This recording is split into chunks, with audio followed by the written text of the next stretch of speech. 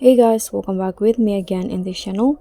On today's video, I'm going to show you how to place text behind you in a video using the CapCut mobile apps. So here you can just add your video and then write the text that you want.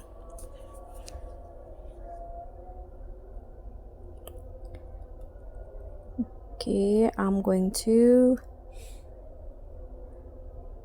write this, and after that click on a check icon. You can adjust the size as you like. Put the position behind put the position like this in front of the person and adjust the length. Now export this project, and after that open it in a new project with the original video.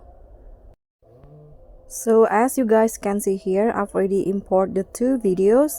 Now click on the original video and make it as overlay.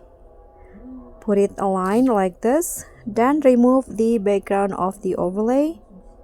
Click on remove background and auto removal, and you can see the text will be behind the object or person automatically. So guys, that's all from me. Thank you so much for watching. Don't forget to like, comment and subscribe. Also click on the thanks. Bye.